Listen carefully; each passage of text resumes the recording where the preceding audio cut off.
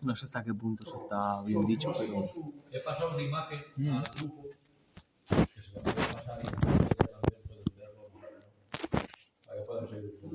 Vale, que ha pasado una máquina al grupo. Mirad el grupo. Hebreos 8, sí. Vamos a ver el El proyector, ¿quiere que lo pongamos? Ah, que para nosotros no. Para esto con el proyector. Dale. ¿Cómo está llamando? Ah, vale. Hebreos 8 ya compré ahora ya, que están estos de... No, pero, tío, a este grupo no lo ha pasado, creo, ¿eh? ¿Sí? Mira. Ah, pues yo no lo... eso es por la cobertura, claro. Vale, vale, que nunca tengo cobertura aquí, vale. Sí, lo vi de la otra vez, sí, que lo paso también. El lavac. Nosotros tenemos internet. Vale, pues vamos a presentarlo todo a la mano del Señor y comenzar.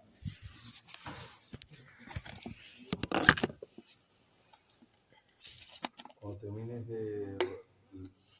te presentas aquí y ya está, empiezas. Vale. Os presentamos al Señor.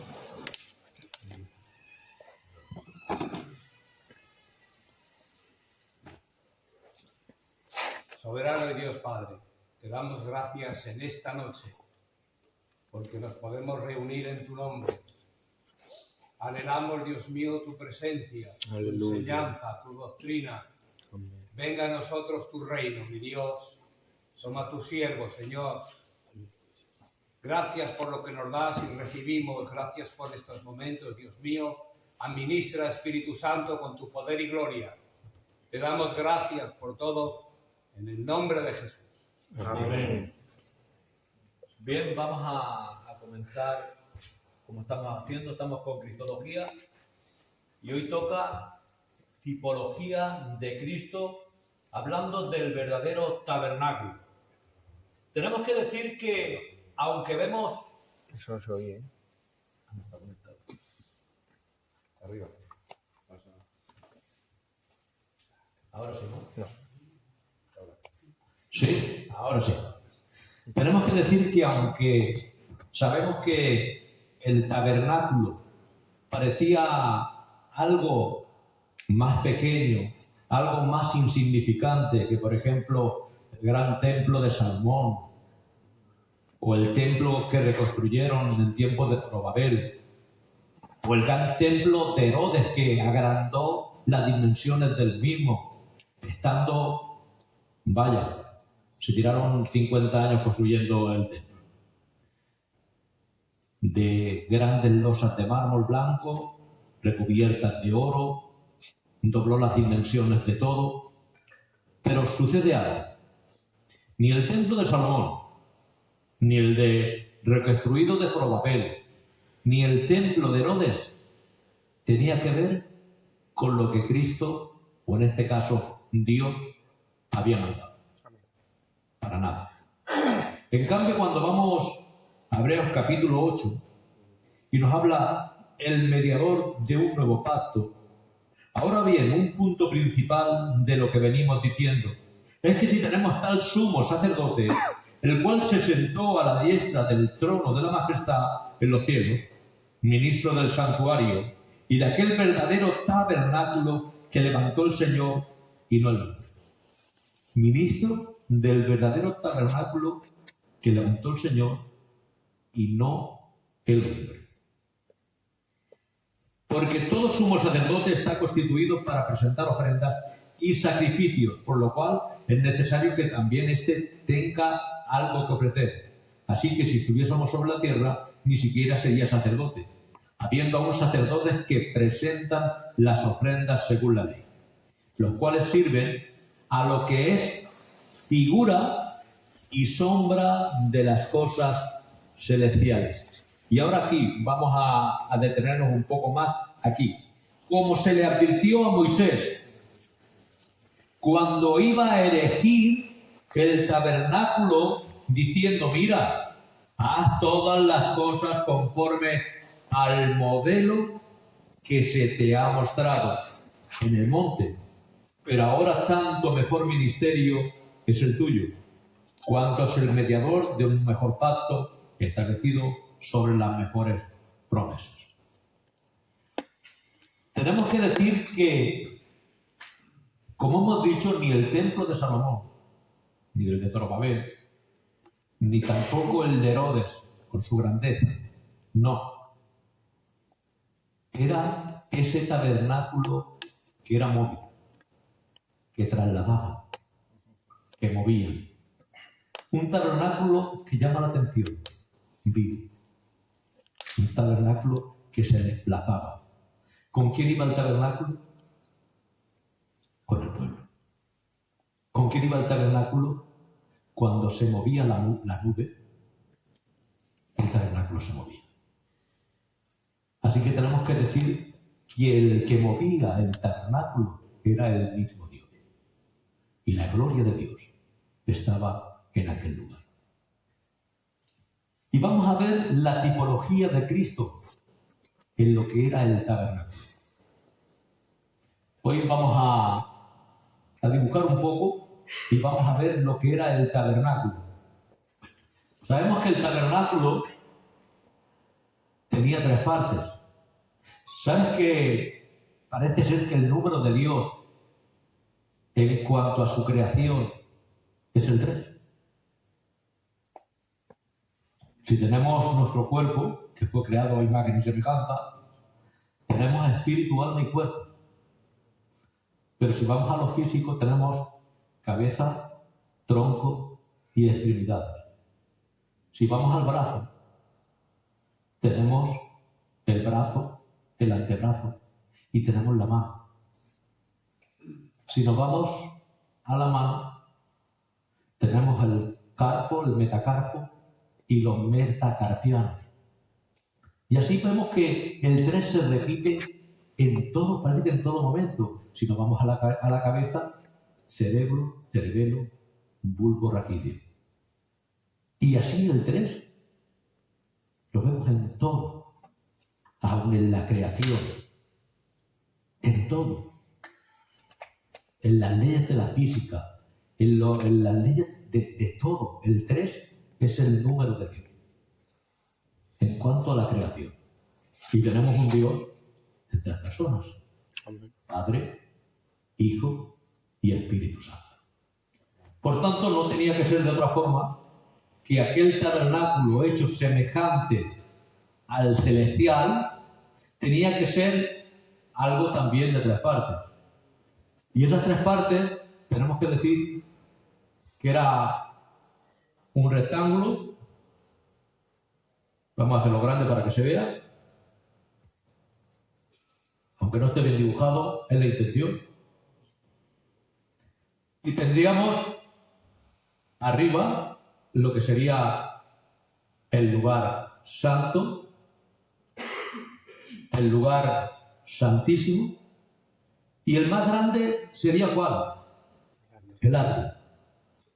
Lugar santo, lugar santísimo, no, santísimo aquí, aquí santo, santo y santísimo. Vale. Y atrio.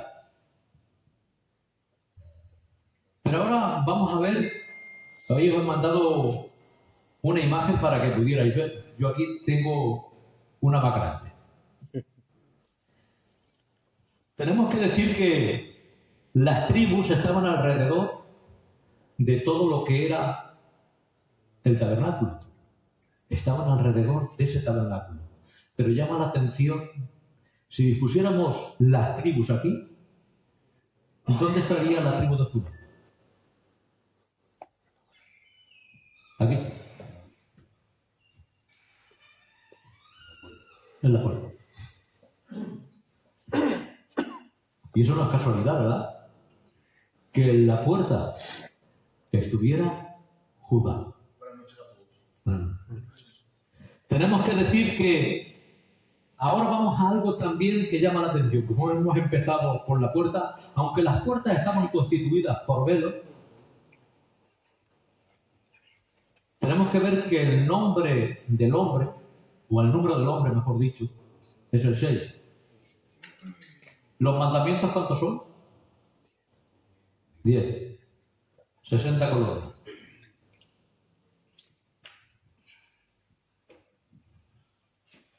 son las que se servían para todo lo que era el recinto de este lugar. Pero ahora vamos a otra cosa. La puerta primera tenía 4, por decirlo, 4 columnas, 5 columnas y 4 columnas. Pero cada puerta tenía un nombre. Y ahora vais a entender, porque cuando Jesús dijo yo soy el camino y la verdad y la vida, a los discípulos no les pareció algo insignificante, sino que tenía mucho contenido. La primera puerta se llama el camino. La segunda puerta se llama la verdad. Y la tercera puerta se llama la vida. Qué bueno. Por tanto, cuando Jesús dijo, yo soy el camino y la verdad y la vida, estaba hablando e identificando el verdadero templo. Pero ahora vemos que la primera puerta tenía varios colores. ¿Qué colores tenía? Tenía azul, tenía púrpura, tenía carmesí y tenía lino. ¿Y qué colores son?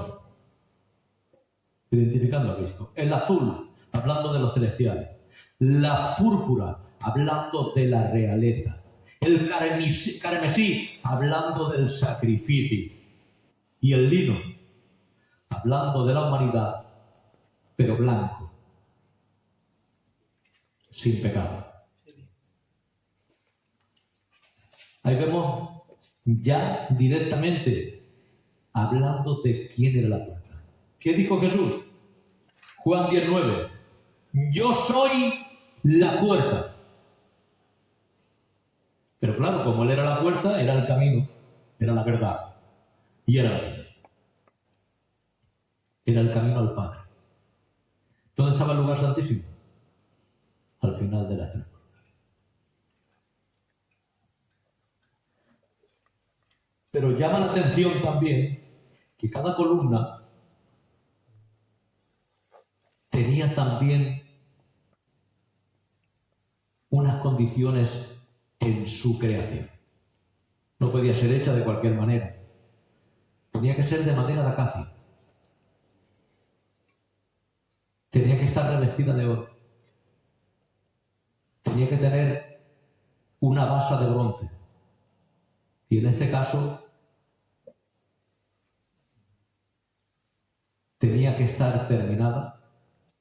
Si la base era lo de abajo, el capitel era de plata. ¿Sabes cuánto material hubo preparado en cuanto a oro, plata y bronce en este tabernáculo? Se le pidió al pueblo y lo trajeron voluntariamente. 1.400 kilos de oro. 3.000. ¿Como cuántas personas había en ese pueblo para como cuántos aportaron, se podría decir? Había mucha gente, había aproximadamente 2 millones de personas. Entonces podían aportar mucho. 1.400 kilos de oro. 3.400 kilos de plata. Y 4.300 kilos de plata y 3.400 kilos de bronce. Un montón de material, ¿verdad? Pero ahora vemos que, por ejemplo, las columnas que eran de acacia, una madera que era prácticamente incorruptible, una madera que aguantaba un montón, hablando de la humanidad de Cristo, revestidas de oro, hablando de su divinidad. Pero ahora vemos a sus pies la base, ¿de qué era? De bronce. El bronce nos habla de juicio. Pero arriba tenía plata y nos habla de la remisión.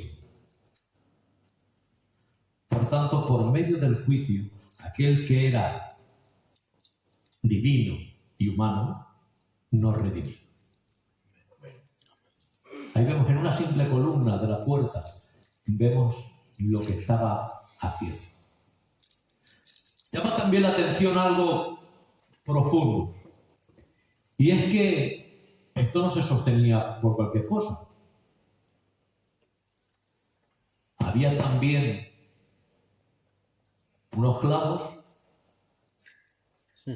como las tiendas de campaña, con unas cuerdas de pelo de cabra.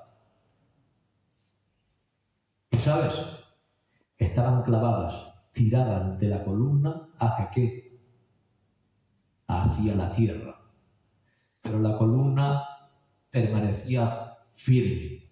Nuestro Cristo, aunque fue hacia la tierra, se levantó. Aunque el juicio, hablando de esos clavos de bronce, ese juicio fue hacia la tierra, Él fue el Cordero de Dios que quita el pecado del mundo. Amén. Y en la parte elevada de la columna nos muestra la remisión. Así que vemos que en cada detalle vemos a Cristo. Si estamos hablando de la puerta, tenemos que decir que seguimos adelante entrando por la puerta y lo primero que nos encontraríamos delante, ¿qué sería? El altar de bronce. Ese altar de bronce no estaba hecho con cualquier bronce. ¿Sabes? Porque Dios no es quien se conforma con cualquier cosa. No. Hubo una rebelión llamada la rebelión de Coré. ¿Vale? Lo tenemos en Números 16. Y nos dice que esa rebelión de Coré, los de Coré que eran levitas que tenían que trabajar para el templo, dijeron, no, porque estos de Aarón tienen que ser los que toman los incensarios y ofrecen el sacrificio de incienso y eso, ¿por qué no nosotros que también somos levitas? Por no hacer lo que debían y querer tomar el lugar de otros, desobedeciendo a Dios, cayó fuego del cielo y los consumió. Esos incensarios ya no valían para adoración para el templo, para ofrecer el incienso. ¿Pero para qué servían? Para juicio. Con ellos hicieron lo que eran las parrillas del altar del sacrificio. Por tanto, cada vez que venían a ofrecer sacrificio, estaban observando que Dios cubre el pecado cuando ofrecemos sacrificio, pero que también es justicia. Y cuidado de no tomar o querer tomar el lugar de otro. Porque, ¿sabes? Nos dice Efesios capítulo 2, versículo 10, que somos hechura suya, creados según Dios, y que había preparado obras de antemano para que estuviésemos en ella. Así que en Dios todos tenemos obras que hacer. Pero no queramos las de los demás. Donde Dios te ha plantado, crece y sé de bendición. Aleluya. Porque muchas veces queremos tomar los puestos de otros. Y entonces estamos perdidos. ¿Qué pasó con Satanás? ¿Qué lugar quiso tomar? Quería estar al lado del trono de Dios. ¿Pero qué le pasó al hombre? No moriréis, seréis como Dios. Cuando queremos tomar lugares que no nos pertenecen, hay problemas. Por tanto, vamos a tomar los lugares que Dios nos regala, que ya es suficiente. Amén. Seguimos más adelante, ¿verdad? Pero tendríamos que detenernos aquí precisamente. ¿Por qué? Porque el sacrificio de verdad fue como dijo Juan. ¿Sabes que para ofrecer sacrificio tenían que ser los sacrificios observados? ¿Verdad? Tenían que tenerlo, el sacrificio, observarlo y entonces sacrificar. Pero Juan, ¿qué dijo? Juan, aunque fue el profeta, como decía Jesús, el mayor o el más grande de los nacidos de mujer, sin haber hecho grandes milagros ni portentos, pero se le llama el mayor, el más grande de los nacidos de mujer. En cambio, él tenía que haber sido sacerdote, porque venía de la estirpe arónica. ¿Qué diferencia hay entre un levita y un sacerdote? El levita es de la tribu de Leví, pero el sacerdote es de la tribu de Leví, pero además de la casta sacerdotal arónica. Es decir, vienen de Aarón. Por tanto, no todos venían de Aarón. Aunque eran levitas, podían servir, pero no podían ser sacerdotes porque no venían de Aarón. Él dijo, como tenía también la casta sacerdotal, él pudo identificar al sacrificio verdadero. He aquí el Cordero de Dios, que quita el pecado del mundo. Por tanto, tenemos que decir, como dice 1 Pedro 1, 20, 21, como un cordero preparado, no desde ayer, no, desde antes de la fundación del mundo. Por eso dice Hebreos 8:5 que este templo o este tabernáculo no es algo sacado de la mano.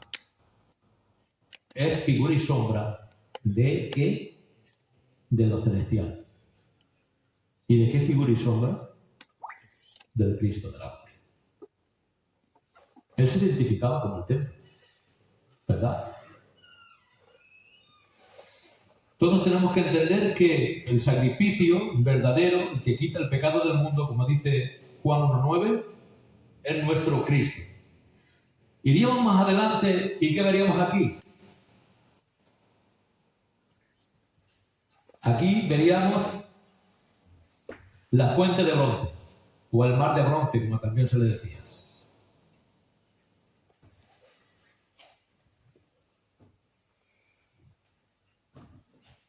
Así que, para ofrecer el sacrificio que se tenía que hacer, tenían que tomar, lavarse las manos en la fuente, y luego, ¿qué hacían? Ofrecían sacrificio. Llama la atención que hemos dicho que el cordero tenía que ser observado, ¿verdad? Si nos vamos a la verdadera Pascua, que es Cristo, tiene origen, y ese origen lo vemos en Éxodo 12. ¿Y qué nos dice en Éxodo 12? Tomarán el cordero de las ovejas o de las cabras de un año, y lo tomarán el día 10 del mes Abib, y lo guardarán por 4 días, y en el día 14 será sacrificado entre las 2 tardes en medio de la congregación. Y eso pasó con nuestro Cristo. El día 10 entró en Jerusalén, fue observado por 4 días por fariseos, saduceos, doctores de la ley, herodianos y todos los que había allí. ¿Y el último quién era? El que lo ofrece. Va, se lava las manos y dice, yo no hallo delito en él. He aquí el hombre. Sin saberlo, estaba haciendo de vez de sacerdote. ¿Y cuándo fue entregado? ¿Qué decía? Que tenía que ser observado, que no tuviera defecto, y él no tenía delito. Además, tenía que ser entregado el día 14 y fue entregado el día 14, entre las 2 tardes. La primera tarde es de las 12 a las 3, la segunda tarde de las 3 a las 6, las 6 horas que Cristo estuvo en la cruz, y encima, entre las 2 tardes, es la hora novena, que es para nosotros las 3 de la tarde, cuando el sol se oscureció, cuando Él dijo: en tus manos encomiendo mi espíritu. Por tanto, fue entregado en ese momento. Vemos que todo va concordando. ¿Por qué? Porque la Biblia no es algo escrito al azar. Por eso dice bien claro que no es de interpretación privada. ¿Por qué? Porque todo concuerda. Todo va uniéndose como un puzzle y todo va uniendo. Así que no podemos sacar algo de contexto. Se suele decir que un texto sin contexto, ¿qué es? Un pretexto. ¿Sabes que cuando hablamos de un texto sin contexto, ¿de dónde viene la palabra texto? Textil. ¿Y el textil qué es? Ropa. Cuando con unos simples hilos queremos hacer una doctrina fuerte, como no tiene bastante tela, se nos pueden ver la vergüenza. Por tanto, tenemos que ponerle al texto contexto.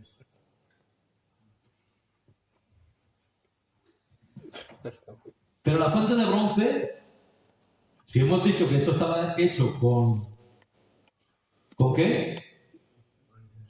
Con los incensarios de la rebelión de Cores.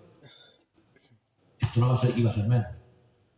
Le dijo a las mujeres, las que estaban a la puerta, no cualquiera, las que eran devotas, las que eran de Dios: venid y traed vuestros espejos.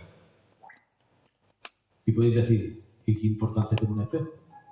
Si te vas al chino y te lo compras con un euro. En antaño. Es más, el espejo que tenemos ahora nosotros de cristal tiene 4 días. Aunque parezca que sea algo raro, es algo que se inventó hace poco tiempo. Los espejos de antaño eran de bronce o plata pulidos. Y ahora tú imagínate, coge un trozo de bronce y empieza a pulirlo con un trozo de cuero hasta dejar de un brillo capaz de que tú te veas en él. ¿Cuántas horas, días, semanas tienes que estirarte ahí dándole brillo y brillo y brillo para ver? Estaban en el desierto. Era lo único que tenían las mujeres para peinarse un poco, para... Pues ahora le dice el Señor: venid y traed. Ahora entendéis ya el sacrificio que era traer esos espejos. Pues los trajeron y hicieron la fuente de bronce. Por eso llama la atención también que cuando Juan ve a Cristo, dice que sus piernas, sus pies, eran como bronce bruñido. Y no dice bronce normal, bronce, ¿cómo? Pulido. Si queremos ver y reflejarnos en Cristo, tenemos que estar a sus pies. Entonces vamos a tener el reflejo de Cristo. Es como lo que llama la atención. Los 4 seres vivientes están tan cerca de Dios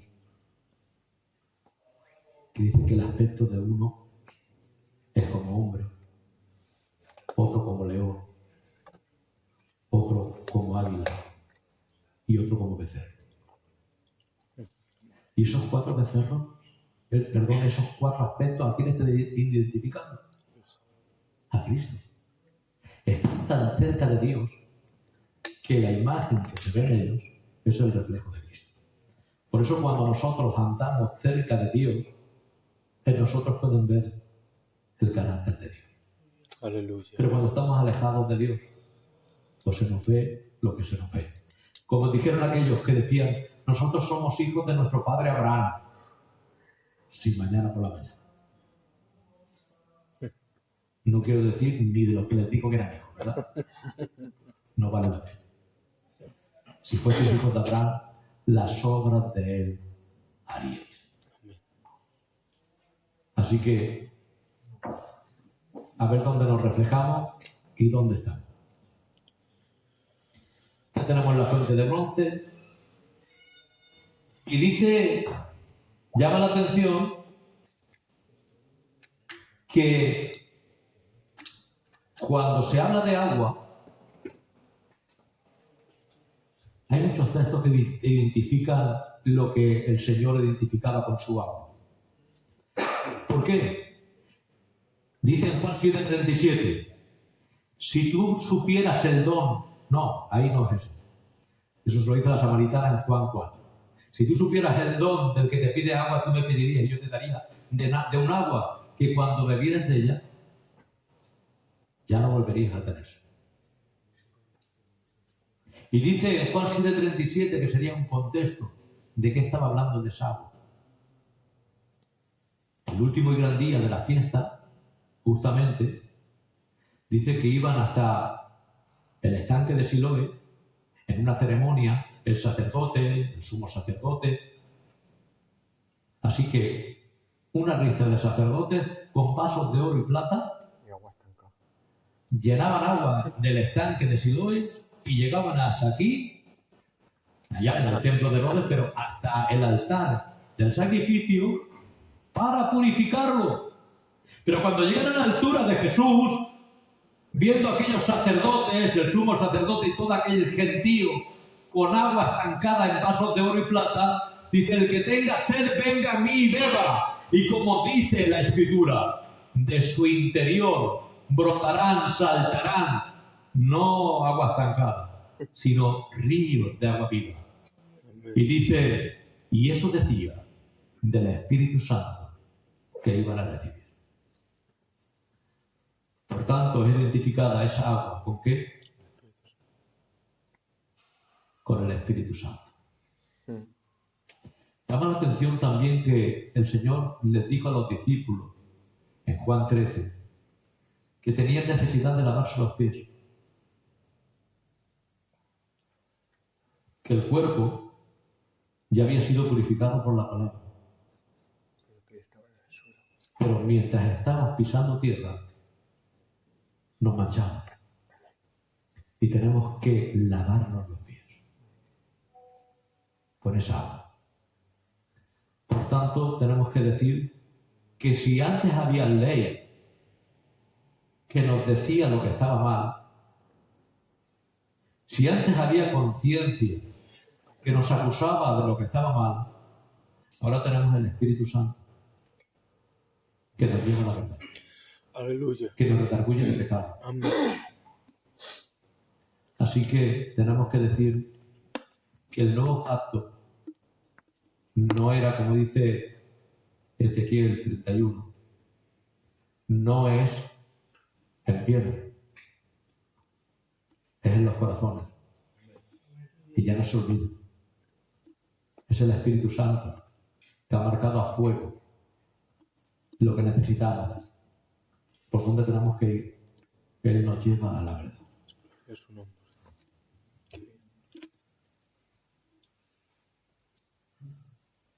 Así que vemos que el agua se identifica mucho también con Cristo, ¿verdad? Más, cuando el costado de Cristo es abierto, ¿qué sale? Sangre y agua. Está identificando una nueva vida. Con su muerte nos dio vida. Porque no nos dio vida con su vida. Con su muerte nos dio vida. Dice complicado. Es algo extraño. Complicado. Como dice, ¿verdad? 1 Corintios. Su vida es la muerte en victoria. ¿Dónde está muerte tu hijo? Sepulcro tu victoria. ¿Sabes? Cuando él bebió de la copa, esa que le dijo al Padre, si es posible, pasa de mí esta copa, mas no sea mi voluntad, sino la tuya, él tomó de esa copa y la sorbió. Al sorber la copa, acabó con lo que era el imperio de la muerte. ¿Dónde está, oh muerte, tu hijo? Y sepulcro tu victoria. Porque no pudo sostenerlo. Está en la cruz. En la cruz fue bebida y en la resurrección acabó con ella. Aleluya. Qué bien. Por eso vemos que llama la atención lo que hizo nuestro Cristo. ¿Sabes que nuestro Cristo ahí hizo de copero? ¿Qué hace el copero? Bebe para que su Señor no muera envenenado. Pero Cristo, siendo el Señor, bebió aún sabiendo y a sabiendas que estaba el veneno que lo iba a conducir a la muerte para que tú y yo, por su muerte, viviéramos. Aleluya. Por tanto, es algo tremendo lo que hizo nuestro Señor. Qué bien. Pero seguimos más adelante, ¿verdad? Sabemos que todo lo que había en el tabernáculo, el mobiliario, era de acacia y oro. Acacia y oro. Hablando de esas dos naturalezas, de la unión hipostática. Así que nuestro Cristo también tenía, como sabemos, naturaleza divina y humana. Pero Él nunca fue el hombre hecho Dios. Él era el Dios hecho carne. Tenemos que entenderlo. Ahora ya llegaríamos aquí, a la verdad. ¿Verdad? Y seguiríamos adelante, a esa puerta. ¿Qué tendríamos a la izquierda? Tendríamos la menorá. Ese candelabro que tenía 7 brazos. Es decir, tenía 7 lámparas. Y es identificado con Cristo, porque ¿qué dijo Jesús? Juan 8:12, yo soy la luz del mundo. Pero Cristo también es la cabeza. ¿Y qué razón tiene la cabeza con la luz? ¿Cuántas lámparas hay? 7. ¿Y cuántas lámparas hay en la cabeza? 2 ojos.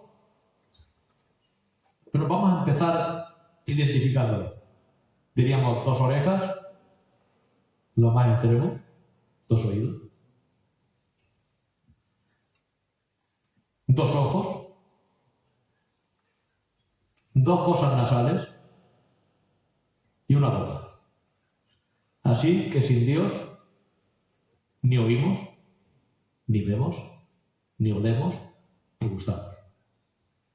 De los 5 sentidos, 4, ¿dónde están? En la cabeza. Pero el quinto, ¿cómo es transmitido? Por la cabeza. Nadie puede hacer el hombre si Dios no quiere. Y si queremos hacerla por nuestra cuenta, nuestras mejores obras son como trapos de inmundicia. Separados de mí, dice el Señor en Juan 15, nada podéis hacer. Por tanto, es la luz del mundo y es la cabeza. Ahí teníamos aquel que decía que también era la verdad, ¿verdad? Entrando en esa puerta.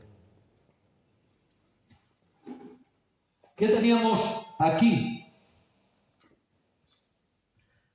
Aquí tendríamos la mesa de los panes de la proposición. ¿Cuántos panes había? 12, uno para cada tribu, que eran cambiados cada día, ¿verdad? 3 panes sin levadura, sin pecado. ¿Quién es el pan que ha descendido del cielo? Nuestro Cristo, ¿verdad? Yo soy el pan de vida. Juan 6:35.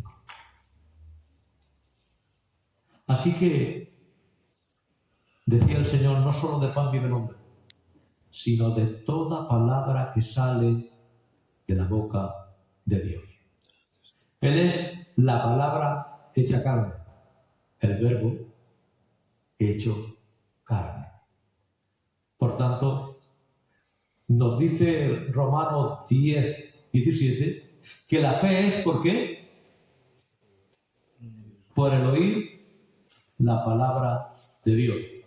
Pero ya estuvimos hablando de lo que decía en griego. Pistos, rematá, Christos. La fe es por el rema de Cristo. Sería algo más concreto. Por eso dice Hebreos 12 que es el autor y consumador de la fe. Así que si queremos fe, tenemos que ir al autor, Aleluya. a la palabra, al rema de Cristo. ¿Qué tendríamos también? Aquí tendríamos el altar del incienso. Ese altar del incienso. El altar del incienso, ¿qué tiene que ver? Con las oraciones de los santos. ¿Y qué más santo que nuestro Cristo, verdad? El 3 veces santo. Ya tendremos aquí lo que era el atrio, lo que era el lugar santo. Pero llegaríamos a otro lugar, ¿verdad? Al lugar santísimo. Y en el lugar santísimo, ¿qué teníamos? Teníamos aquí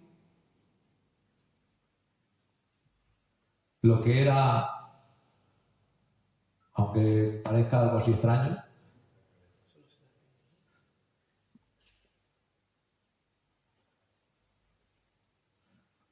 tendríamos lo que era el arca, que por allí hay una buena imagen de ella hecha, ¿verdad? Pero allí había 3 elementos. La vara de Aarón reverdecida. Estaba una copa con el maná, una copa de oro con el maná, y los 10 mandamientos.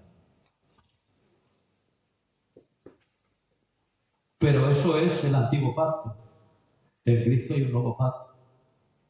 Así que la vara de Aarón la podemos convertir en el cayado del pastor. Porque la vara es para dirigir, para medir. Pero el cayado es para apoyarse. El cayado es para sacar del hoyo. Para eso es el cayado. ¿Sabes? Cuando leemos el Salmo 23, que es el Salmo del buen pastor, nuestro Cristo, dice, tu vara y tu cayado, pasa a cayado, infundirán aliento.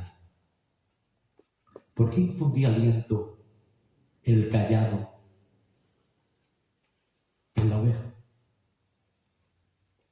Las ovejas, ¿sabes que tienen un problema? Y es que ven muy mal. Se dice que cuando hay una distancia, ya no distinguen entre el lobo y el pastor. Y es un peligro. Por eso tienen que ir cerca. No se pueden alejar un poco. Tampoco tienen sentidos de orientación. Por eso el pastor tiene que ir a buscarlas cuando se pierden.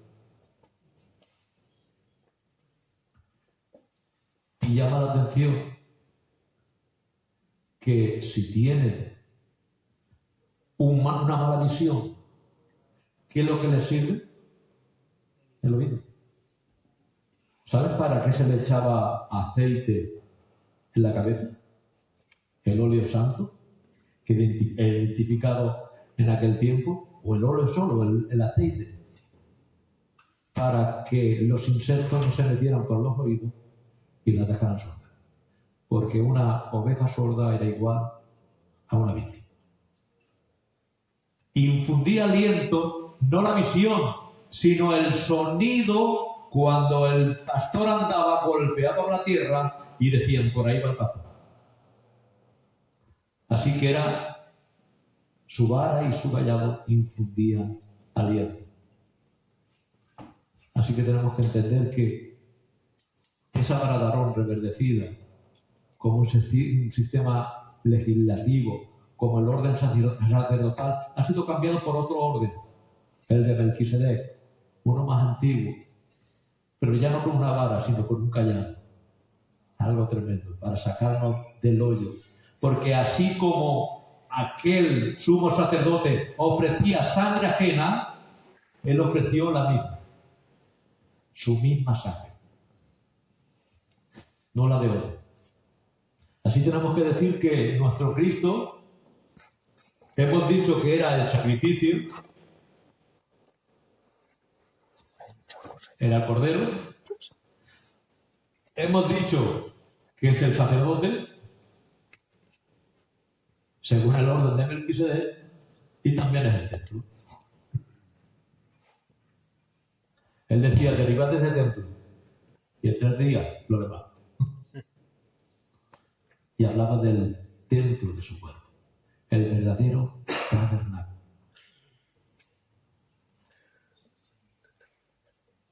¿Qué había más? Hemos dicho que estaban los 10 mandamientos. Y los 10 mandamientos fueron las leyes dadas ¿para quién? Para el pueblo de Israel. Entonces, ¿qué pasa? ¿Que nosotros los cristianos no tenemos ley? Sí que tenemos ley. Tenemos la ley de Cristo. Dice Juan 13, un nuevo mandamiento os doy, que os améis los unos a los otros como yo os he amado primero. Por tanto, mirad, 613 preceptos.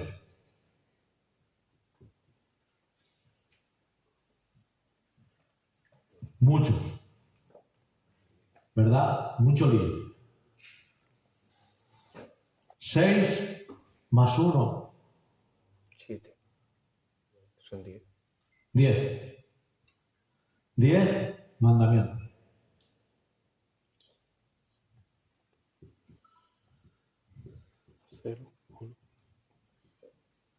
Pero vamos a seguir sumando. 1 más 0 igual a 1. El amor.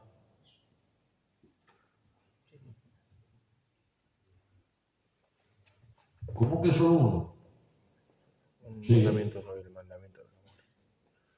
Con el amor se cumple todo. Amar a Dios sobre todas las cosas y al prójimo. No como nosotros mismos, como Cristo nos ama. Mucho más elevado. Un nuevo mandamiento os doy. Como yo sé amar. Y puedes decir, ¿se encierran los mandamientos en el amor? Por supuesto. Dice Gálatas 5:22. Mas el fruto del Espíritu es, en singular, el amor. Una flecha. Y el amor es tan grande que produce gozo, paz, paciencia, bondad, benignidad, fe, mansedumbre, templanza. Y dice, contra tales cosas no hay ley. Ah, entonces, ¿no hay ley que condene el amor? No. ¿Que pueda condenar el amor? Contra tales cosas no hay ley. Ah, entonces yo con el amor puedo cumplir lo establecido por Dios. Sí. Si tú amas a tu hermano, le robas, lo matas, hablas falso testimonio de él.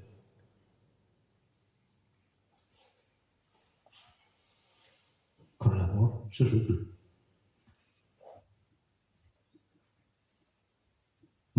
Nuestro Cristo no es 10 mandamientos, ¿verdad? Pero Él es amor. Por tanto, la ley de Cristo, que es el amor.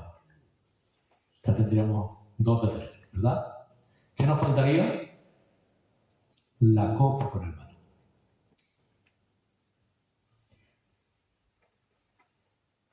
¿Qué es la copa con el maná?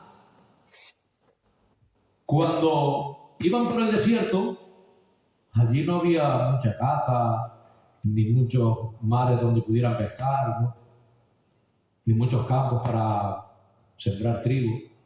Entonces caía del cielo una especie de escarcha que se llamaba maná. ¿Pero qué pasaba con el maná? Que no lo podían guardar porque se echaba a perder. Era algo que tenían que recoger todos los días. Menos el día del Sabbat, que ese sí que duraba un poco más, porque ese día no iban a recogerlo, lo recogieron ya. Pero vemos que sucede algo.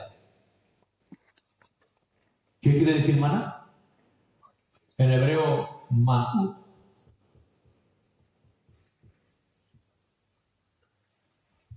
Cuando lo vieron, pues se quedaron extrañados y dijeron, ¿qué es esto? Y con ese nombre se quedó. ¿Qué es esto? Eso es lo que quiere decir. Cuando veis maná, ¿qué es esto? Pero cuando vieron a Cristo descender, dijeron, de tal manera, ¿qué es eso? Esa es la expresión que dice Juan. ¿De qué manera? ¿De qué lugar? ¿De dónde? ¿Qué es esto? Él es el pan que descendió del cielo. Amén. Así que es el verdadero maná. Aleluya. ¿Sabes que el maná era suficiente para alimentar? Porque tenía las vitaminas, las proteínas. Tenía todo. Pues nuestro Cristo también es suficiente. No para esta vida, sino para llevarnos a la eternidad. Aleluya. Entonces vemos ya que aquí Cristo lo vemos por todos los sitios, ¿verdad? Pero ahora imaginaros,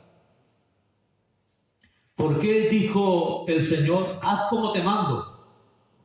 No muevas para la izquierda y para la derecha, como te he dicho, así como tal. Porque era el verdadero tabernáculo. Miradlo, aquí lo tenemos, el verdadero tabernáculo.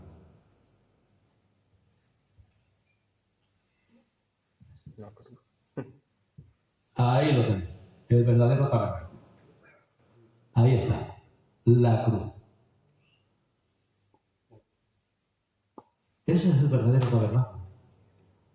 Cristo muriendo por nosotros. Imaginad por un momento que está la figura de Cristo, no es que seamos católicos que pongan al cruz a Cristo crucificado, pero imaginad por un momento. Aquí tendremos un cartel.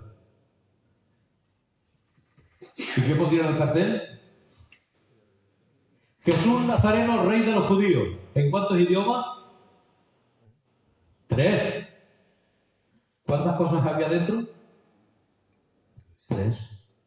Hablando de una vara, lo que tiene el rey. Hablando del pan, del sustento. Y hablando de la ley que establece un rey. Ahí vemos la realeza.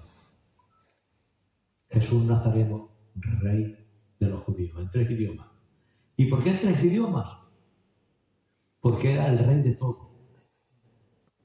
De Jehová en la tierra su plenitud y el mundo y los que en él habitan. Aunque el Dios de este siglo y el príncipe de la potestad del aire, de Satanás, nuestro Cristo le pisó la cabeza. Y tenemos que decir que por encima de todo, aun cuando hace algo, tiene que decirle, ven, y si quiero te doy permiso. ¿Has considerado a mi siervo Job?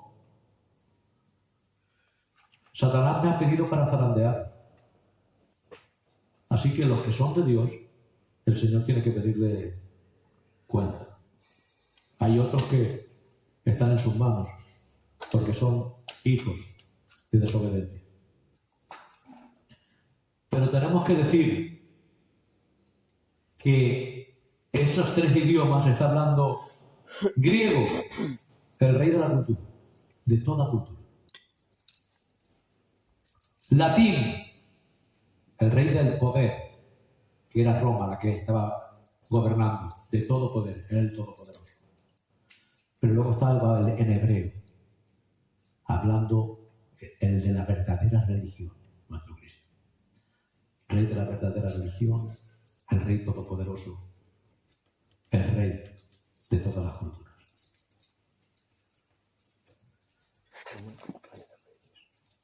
Imaginar, hemos dicho que aquí estaba el cartel, pero mirad, aquí estaría una mano, y con esa mano notaría su luz. Con otra mano notaría el pan. Pero imaginad por un momento, si Cristo estuviese aquí ¿qué estaría? Su boca. La oración de los santos. Padre, perdónalos, porque no saben lo que se hace.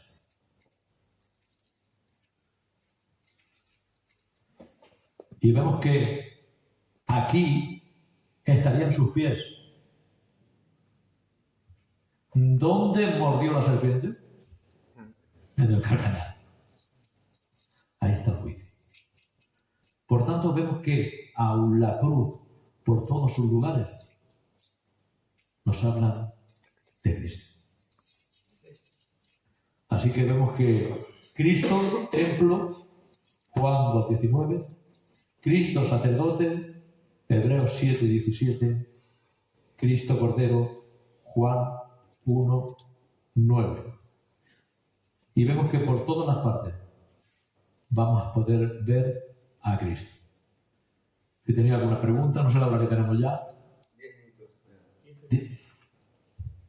O si tenéis alguna pregunta ahora es tiempo de preguntas. Arriba también, si cogiéramos las siglas, ¿no? Sí. Podemos ver el Yod Hei. El Yod Hei Vav Hei, sí. Cuando en latín no, en griego tampoco, pero cuando vamos al nombre, por eso los sacerdotes decían, quitadlo. ¿Por qué? Porque estaban sacrificando a alguien que se llamaba Jesús, el Dios salvo, y que tenía las iniciales, el Yod Hei Vav Hei, de Dios. ¿Eso qué significa? Yod Hei Vav Hei. El Yod Hei Vav Hei pues está significando nada más y nada menos que algo tan tremendo que cuando pregunta Moisés al ángel que está en la zarza, el Cristo preencarnado, le dice, ¿y quién digo que me envía? ¿Qué dice? Yo soy. Dale la vuelta a la pizarra, bicho. Saca para poder. Vale. Vale.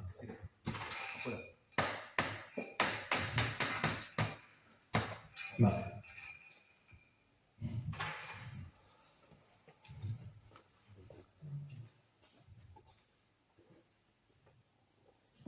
Así podemos poner el Yod, el Hei,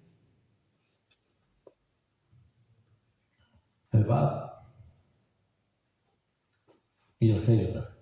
¿Vale? Más o menos así. Aunque yo no sé mucho de hebreo, como normal, pero imaginar por un momento. Está escrito al contrario, no como nosotros.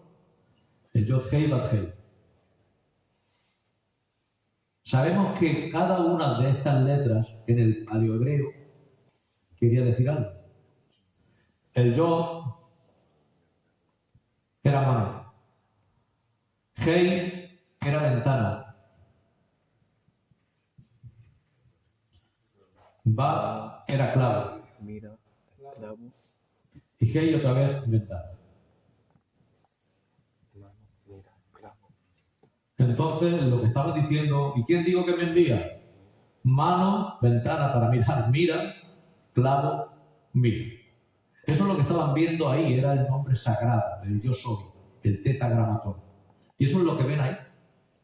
Por tanto, se escandalizan, porque están, como hemos dicho, matando a alguien que se llama el Dios salva, y encima, por una causa, por ser el Yod Hei Vav Hei. Algo ya hablado de antaño. Y era algo que rompía con todo.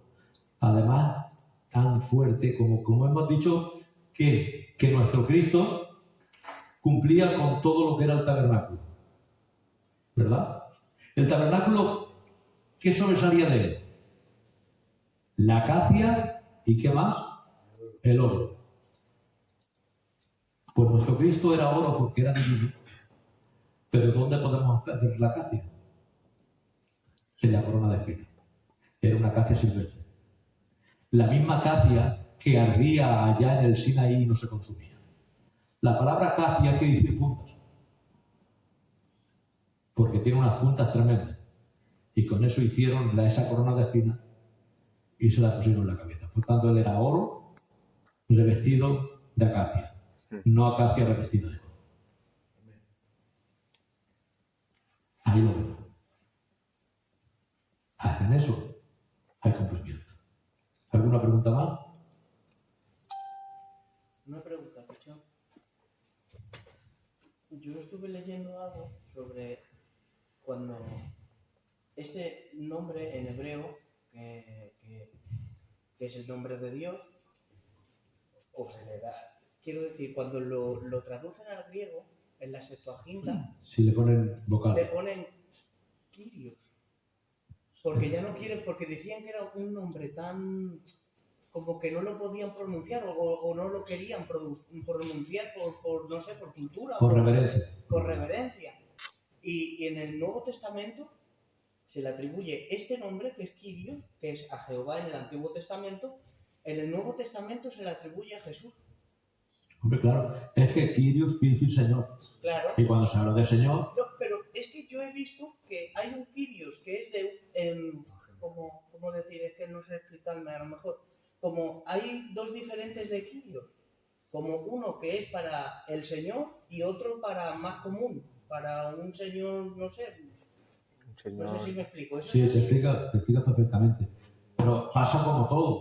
A ver, ¿cómo se le llama a Dios? La palabra Dios en griego, ¿cuál es? Teos. Pero si lo lees en su original, no dice Teos. Zeus. Zeus. ¿Quién es Zeus?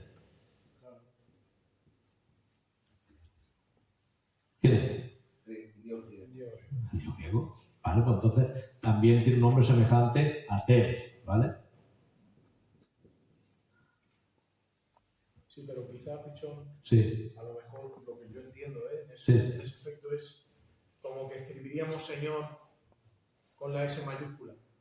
sí, sí. Cuando habláramos de Cristo, y escribiríamos Señor con la S minúscula cuando habláramos de otro. Pero sí, Cuando escribimos Dios, que eso lo hacemos mucho nosotros, y nos sabe muy mal cuando alguien escribe Dios con D minúscula para hablar de Cristo. Porque lo hacemos como un Dios plural o un Dios diferente, ¿no? pero es que sucede, cuando tú ves en la Biblia la palabra Señor y es dirigida a Dios, está en mayúscula. Correcto. Eso ya está hecho por los traductores. Lo vemos perfectamente. A lo mejor eso es a lo que se refiere, hermano, Sí. hablando de Curios, Quirios, ¿no? Pero Sí. es el pudor de los exegetas Es que al eso es- escribir el nombre de Dios. Sí, y pasa, pero que sucede perfectamente. Es como cuando hablas de Zacarías, no, Ezequiel 37. En Ezequiel 37 nos habla del Espíritu y lo ponen dos veces en minúscula y otra en mayúscula. ¿Por qué? Porque el Ruaj, El espíritu del hombre y el espíritu. ¿vale?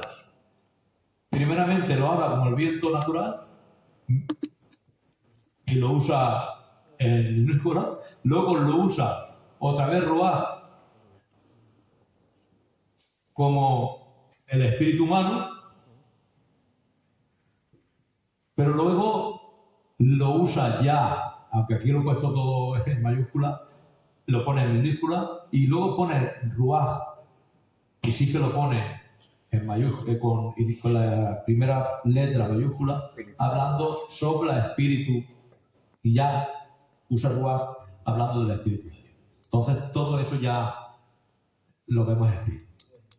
Que no, eso no está. Y las palabras que se usan no las de Kyrios, aunque es usada para Cristo, las palabras que usa para Dios con las vocales es la de Adonai. Ahí es cuando se usa, que también quiere decir Señor en sí, es lo mismo.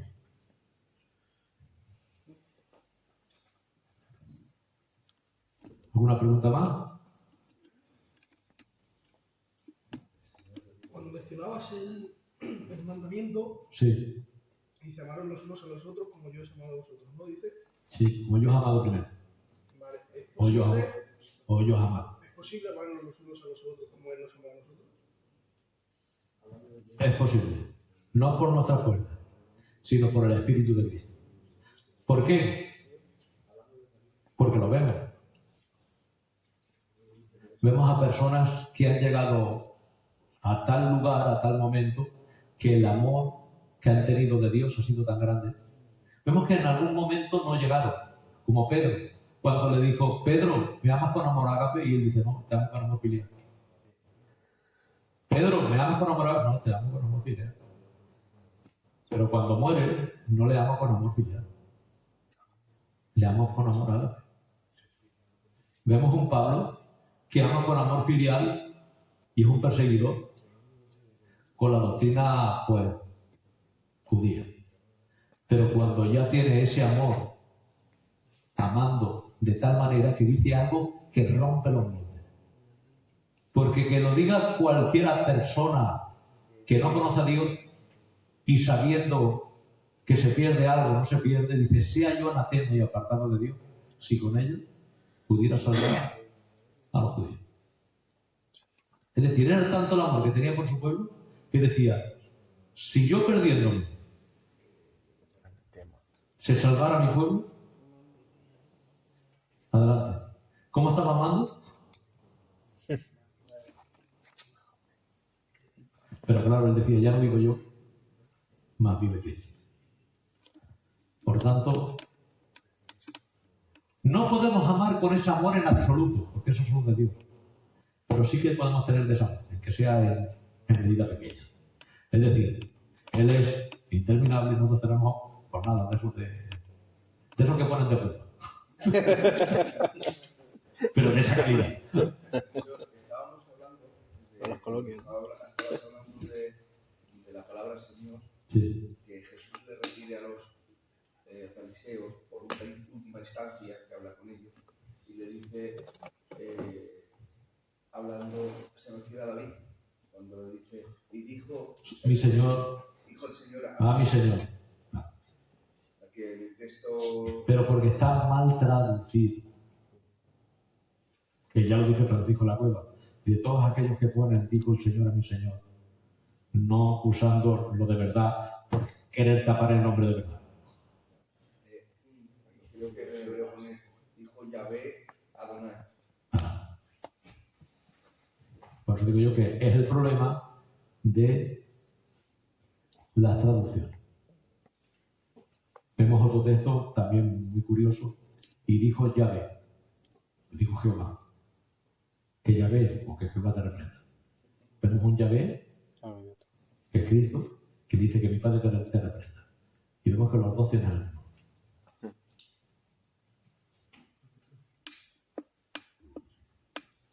Si nadie tiene una pregunta de esto, yo quiero preguntarte una cosa que hoy he visto y yo no le encuentro sentido, pero lo ha dicho alguien de nuestra misión, importante, y me ha hecho pensar, y cuando vaya luego se la pregunto.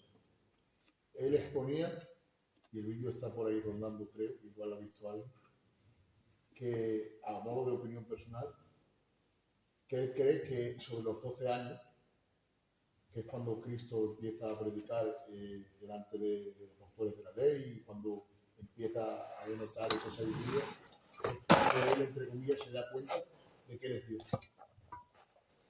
A ver, tenemos que entender que él se autolimita, pero que él sepa que sea Dios, aunque sí que es verdad que está autolimitado, es decir, pero y tenía que aprender y todo como humano, tal y cual.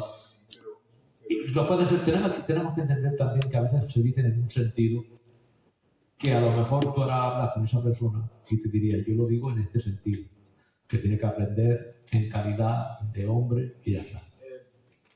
Domingo, creo que lo primero que hace ese hermano cuando empieza a hablar es dejar bien claro que es a nivel de su pensamiento personal. Sí, lo he dicho, lo he dicho, lo que sé, era lo sé. criterio personal. Es simplemente por Vale. matizarlo un poquito. Por eso te digo yo que no tiene que ver nada. He dicho que es personal, Que porque está como personal y lo pone en redes, pues se debate. Si no, que se lo calle. Muy bien. Ahora falta si el profe quiere dar su opinión personal o no. Nada, yo tengo que entender que él, con esa edad, dice algo. En los negocios de mi padre me es necesario Ahí se coge. estar. Ahí se coge. Ahí se ¿Pero por qué? Sencillamente porque a los 12 tenían que estar preparados ya para luego a los 13 hacer el bar mitzvah. Entonces tenemos que entender que se autolimita y tiene que aprender como todo, por supuesto. Pero tenemos que entender algo también. En él había naturaleza humana, pero también había divina. Por tanto, tenemos que decir, como Dios lo sabía todo, como humano se limitaba. Y aprendía. Y ya está, tenemos que decir ahí. No podemos poner más polémica tampoco. No podemos decir nada. Era Dios y era hombre. Y ya está. Profesor, bueno, simplemente decir que me he recordado ahora que si no me equivoco, también a los 12 años, en la tradición hebrea, la mayoría de edad no era a los 18, era a los 12. No, era los 13 para los niños. 12, 13 años. Sí, no, era hijo de la ley, no mayoría de edad, sino hijo de la ley, no es lo mismo mayoría de edad. Mayoría de edad para un sacerdote empezaba a los 30 y para un hombre a los 20. Es más, cuando salen de Egipto son condenados a no entrar en la tierra prometida hasta los 10, de los 20 para arriba, porque a los 20 ya era uno un varón de guerra. No pueden ir a la guerra si no tenían 20 años. Vemos a un David que sus hermanos están en la guerra, pero él está con las ovejas. ¿Por qué? Porque tiene 17. Él fue una excepción. Fue un giro, como rey. Claro. En una excepción. Bien, pues vamos a dar gracias al Señor. Y dar gracias. Gracias, Señor, porque un día más, una noche más, nos has dado, Señor, el privilegio de poder escuchar, Señor, tu palabra y aprender. Gracias por el gran privilegio de poder tener a nuestros hermanos que hacen posible, Señor, nuestro hermano Isaac, y nuestro profesor Picho, Señor. Que la juventud podamos tener, Señor, el regalo de oír tu santa palabra y tus enseñanzas. Ayúdanos, Señor, a desarrollar tu conocimiento de tu palabra en nuestras personas, Señor. En el nombre de Jesús. Amén. Amén. Que el Señor los bendiga. Amén.